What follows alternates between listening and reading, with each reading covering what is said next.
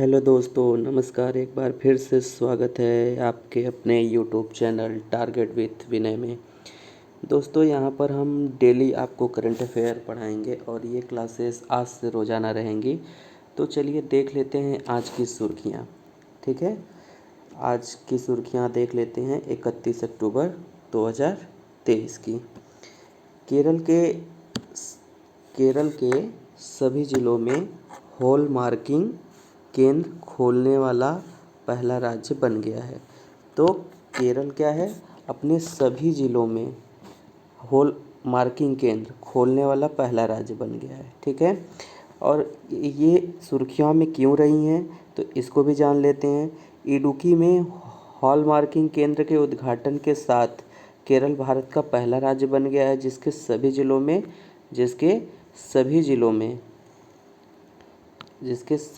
में hall marking केंद्र खोले जा चुके हैं। तो ये चीज़ें आप लोग ध्यान रखिएगा कि कौन सा ऐसा ज़िला है, कौन सा ऐसा राज्य है जिसके सभी ज़िलों में हॉल मार्किंग केंद्र खोले जा चुके हैं, या भारत का ऐसा पहला कौन सा राज्य है जिसके सभी ज़िलों में हॉल मार्किंग केंद्र हैं। तो उसका आंसर हो जाएगा केरल हो जाएगा। ये चीज़ आप लोगों को समझ में आई। हॉल मार्किंग केंद्र की वही जो आभूषण वगैरह पे जो निशान लगाए जाते हैं, कितनी गुणवत्तापूर्ण वो रहते, कितनी गुणवत्तापूर्ण सोना है कैरेट में से 18 कैरेट, 20 कैरेट, 24 कैरेट, तो उसी की बात कही जा रही है। तो वो ऐसा करने वाला ये पहला राज्य बन गया है भारत का। कौन? केरल। तो ये चीज़ें आप लोगों को समझ में आई। चलिए आगे देखते हैं। देखिए, केंद्रीय सतर्कता आयोग के बारे में कहा गया है। तो ये तो आप लोग बहुत अच्छे से इसको याद करिएगा क्योंकि ये हर साल कहीं न कहीं एग्ज़ाम में 2 से 3 बार पूछे जाते हैं। तो केंद्रीय सतर्कता आयोग, ठीक है, 30 अक्टूबर से 5 नवंबर तक सतर्कता जागरूकता सप्ताह 2023 मनाता है। तो आपसे अगर क्वेश्चन पूछा जाएगा कि केंद्रीय सतर्कता आयोग द्वारा सतर्कता जागरूक सप्ताह 2023 कब से कब तक मनाया गया, तो 30 अक्टूबर से 5 नवंबर तक मनाया गया। ठीक है, और इस बार किसकी थीम क्या रखी गई है? भ्रष्टाचार का विरोध करें, राष्ट्र के प्रति समर्पित रहें। ठीक है, तो इसका थीम क्या है? भ्रष्टाचार का विरोध करें और राष्ट्र के प्रति समर्पित रहें। और मनाया कब से कब तक गया है? सतर्कता जागरूक सप्ताह 2023 30 अक्टूबर से 5 नवंबर के बीच में मनाया गया है। इतनी चीज़ें आप लोगों को समझ में आ गई होंगी। आगे चलते हैं। फिर देखिए, 31 अक्टूबर 2023 को विश्व शहर दिवस मनाया गया। विश्व शहर दिवस मनाया गया। ठीक है,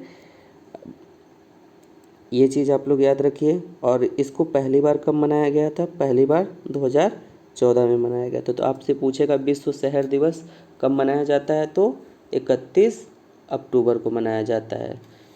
आज कौन सा दिवस और है, ठीक है, इसके बारे में आप लोग कमेंट करके बताएं। देखिए, एक उत्सव की बात कर रहा है, तो उत्सव में ये काफ़ी अच्छा उत्सव है और ये एग्ज़ाम में आ भी सकता है, तो इसको समझने की कोशिश करिए।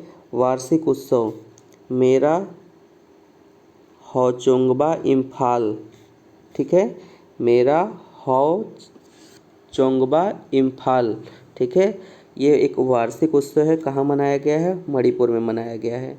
ठीक है, ये इस उत्सव में मेनली होता क्या है, तो ये याद रखिए कि जो मणिपुर के राज्य की जो पहाड़ियाँ हैं, उन्हीं पहाड़ियों में जो रहने वाले जनजाति लोग रहते हैं और घाटी के लोग रहते हैं, उनके बीच संबंधों को बढ़ावा देने के लिए त्यौहार मनाया जाता है। तो आप लोग इसको याद रखिएगा कि मेरा हौचोंगबा इम्फाल राष्ट्रीय उत्सव कहाँ, वार्षिक उत्सव कहाँ मनाया जाता है, तो मणिपुर में। इम्फाल से याद रख सकते हैं कि इम्फाल जो मणिपुर की राजधानी है, तो मणिपुर में ही ये उत्सव मनाया जाएगा। तो ये चीज़ें आप लोग ध्यान में रख सकते हैं। और किस लिए मनाया जाता है, तो ये आप ध्यान रखिए कि राज्य की पहाड़ी जनजाति और घाटी के लोगों को बढ़ावा देने के लिए, संबंधों को बढ़ावा देने के लिए मनाया जाता है। चलिए अगले प्रश्न की तरफ चलते हैं।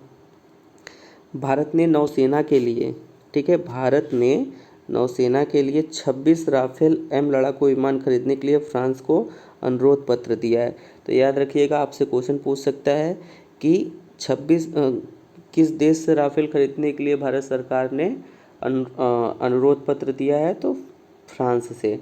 और कितने राफेल खरीदेगा, तो 26 राफेल खरीदेगा, ठीक है, ये याद रखिएगा। और राफेल किस कंपनी के द्वारा बनाया जाता है, तो डसाल्ट एविएशन कंपनी के द्वारा बनाया गया है। ये एग्जाम में कई बार पूछा गया है, तो ये याद रखिएगा कि राफेल किस कंपनी के द्वारा बनाया गया है, डसाल्ट एविएशन कंपनी के द्वारा बनाया गया है, ठीक है। उम्मीद है इतनी चीज़ें आप लोग को क्लियर हुई होंगी। चलिए आगे चलते हैं।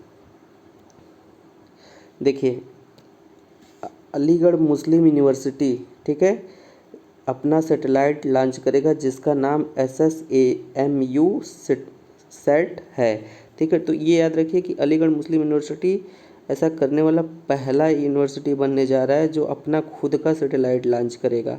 और इसका जो नाम रखा गया है वो SSMU सेट है। ये नाम किसके पर रखा है, सर सैयद अहमद खान के नाम पर रखा गया है। तो ये चीज़ें आप लोग याद रखिएगा कि कौन सा ऐसा यूनिवर्सिटी भारत का है जो अपना खुद का सैटेलाइट लॉन्च करेगा, तो वो अलीगढ़ मुस्लिम यूनिवर्सिटी है। और नाम किस पे रखा गया है, तो सर सैयद अहमद खां के नाम पे इसका नामकरण किया गया है। चलिए आगे देख लेते हैं।